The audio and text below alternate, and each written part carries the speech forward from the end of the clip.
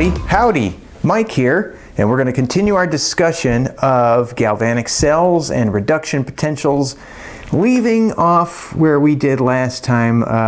In part 2, we were going to go ahead and connect this wire and see what happens when these wires are connected, and put a little voltmeter in there. Boop, boop, boop. All right? And the question is, what's that voltage going to be? All right, now folks, I want to really stress, you're not trying to read this thing's aura. It's all based on the reduction potential chart. So here again is a pretty simplified reduction potential chart for you to look at and reference or use your own.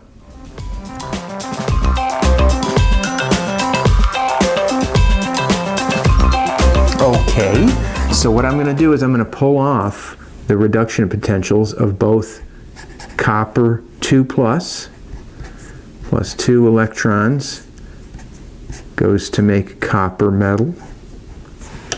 And then if I look it up in the chart, E0 of that half reaction written as a reduction is positive 0.34 volts. And you go down and look a little further down, you see the same thing with magnesium. Its reduction potential is negative 2.37 volts. Okay, so what are we going to do with those numbers? Well, I can't keep them the same way that they are there. A battery has to consist of an anode and a cathode. That means there needs to be a reduction and an oxidation. The chart is all written against as reductions versus hydrogen. And so I'll tell you what's going to have to happen. One of these is going to have to be inverted, both turned around and the sign changed. And nature is going to make this cell occur in whatever way is spontaneous, which means that E0 has to be positive. So here's a question to you, and this is the same question with every battery problem. Which one do I need to invert so that I can add them together and get something positive? Time's up. You got to invert the one that's lower on the chart. The more electropositive metal is going to be the one that's going to be the electron giver.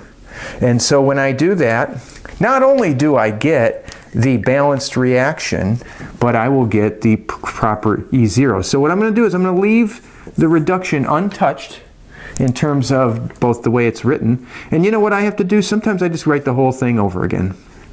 I'm going to invert this guy. All right. So magnesium goes to make magnesium 2 plus 2 electrons. And I'm going to change the sign on the one I turned around.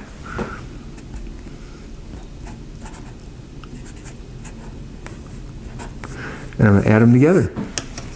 And like any good balanced redox reaction, the number of electrons cancel. I don't have to multiply anything here. They both have their 2 electron transfer. And now my overall reaction is going to be copper 2 plus magnesium. Why don't I go put the subscripts in here so we can kind of closer see what's going on now. I'll clean it up. Magnesium 2 plus aqueous plus copper. So you got to do that with every battery cell reaction so we can figure out what's going to go on, and then these just add.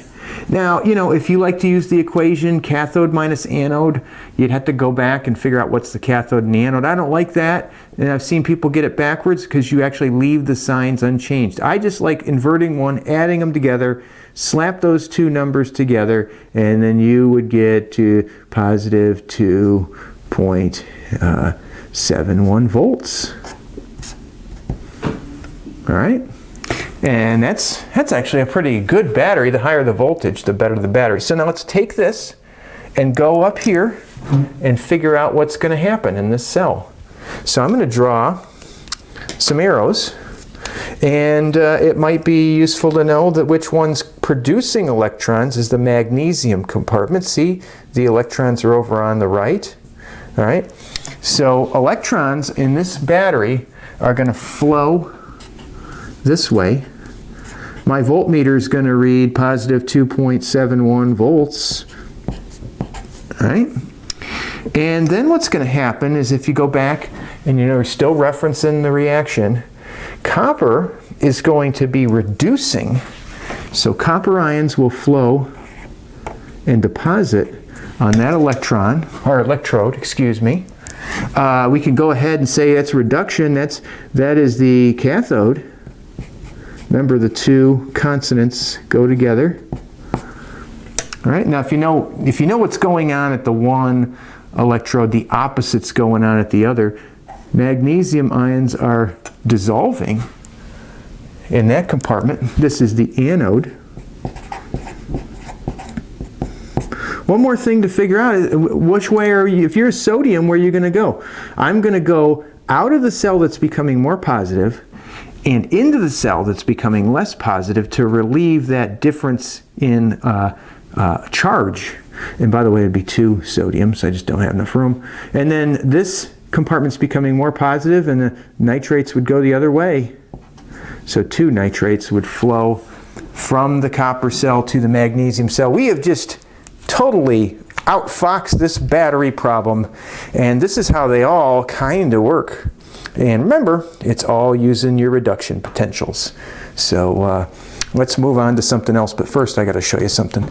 This bird just keeps wanting to get into this place, and it's a female cardinal and will not accept the idea that you can't come in here, and it keeps whacking into the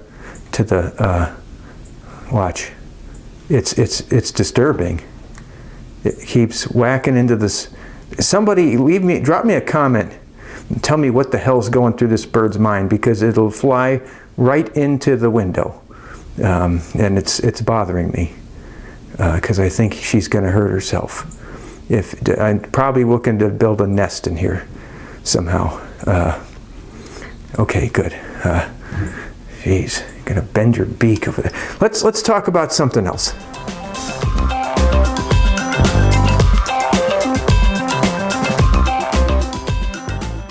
Don't do it, Madam Curious. Don't do it. You're gonna hurt your beak. I don't know. Dang. Here's a slick question that you'll see in homework problems and tests and all sorts of things.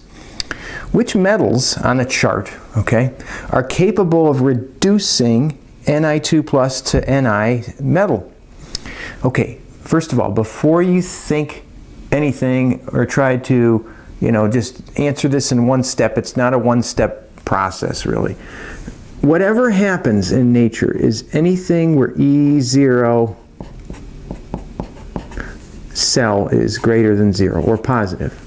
That's what's spontaneous. So we already know half of the process is going to be that nickel is going to reduce to nickel metal. So let's think about that. What's the other half going to have to be? It's going to have to be an oxidation. And by the way, it's nice to know that E0 of this is negative 0.25 volts. Not very positive. All right? Not very positive. So it's already kind of got a little bit of a leg behind it. Now I'm going to take your chart out here. We're going to go take a big picture look at this thing. Since the other half has to be an oxidation, it's got to be inverted. And then, as you know, we flip the sign. So which things on this chart am I going to invert, flip the sign, add to negative 0.25 and get something greater than 0 or positive? It is everything below nickel. Let's pick one, all right? Now, by the way, it's going to be reversed. Let's pick potassium. So we're going to go and we're going to take potassium, invert its reaction, which means it's going to be an oxidation. I had a little typo in the one version. I had 1K on the left and 1K on the right. I'll fix that someday. So that means that this is going to be an oxidation where 2 potassium metal atoms oxidize. And because I flipped that, that's going to be now positive 2.93 volts. And so you could have picked anything on either side of nickel and tested this. If you'd taken anything above nickel on the chart, you'd end up adding these together. And by the way, let's go ahead and be thorough and add the reaction together. All right, now if you pick something above the nickel on the chart, that would have gotten you a negative value. So basically, let's go ahead and answer the question. Which metals are capable of reducing nickel? Iron, zinc, magnesium, potassium, lithium. Which metals aren't capable of reducing nickel? The ones that will undergo reduction themselves. So that's what this whole chart is. It's a tug of war for electrons, and it's who's king of the hill for electrons. All right? So I think now you can kind of handle a whole bunch of problems with E zeros, but if not, drop me a comment and we'll talk about it. All right? Now, after we did all this work on this battery to start with, and we did all that work to find out that the voltage is going to be 2.71 volts, guess what? The moment you connected that wire, we aren't at standard conditions anymore. And 2.71 volts isn't the exact voltage. This is 1.0 molar to begin with, but as soon as that starts reducing, that concentration is going to decrease. This is 1.0 molar, and that concentration is going to increase. So there's a new equation, folks, and we're going to talk about non-standard conditions. So what happens when a battery isn't at the perfect 1 mole per liter? Well, what's going to happen is you're going to need to invoke this equation called the Nernst equation. Darn. There's the Nernst equation. Let me point out the parts of it, and we're going to use it next time. This E cell is the actual voltage. This E0, as you know, is reduction potential from the chart of the reaction. And now Q is just like a K. It's going to be products over reactants and their concentrations. Solids don't go in it. So it's kind of very much like a K.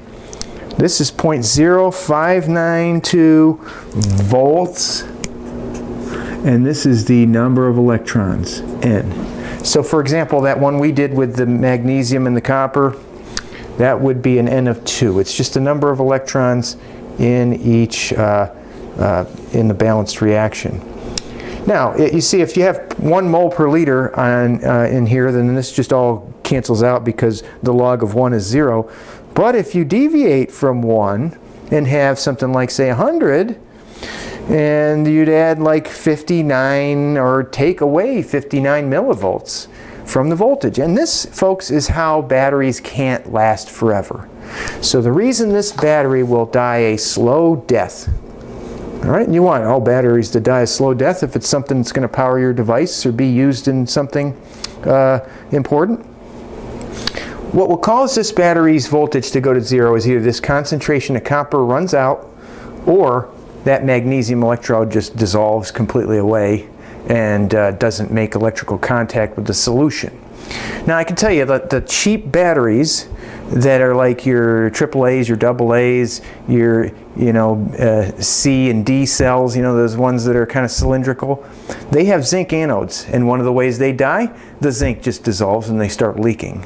All right, and so that's a common thing. Not all batteries last forever because the concentration changes and the substances dissolving that are solids. So more on the Nernst equation next time. We'll start with an example problem with that. I'll say goodbye to Marie Curie-ous for you, and see you later.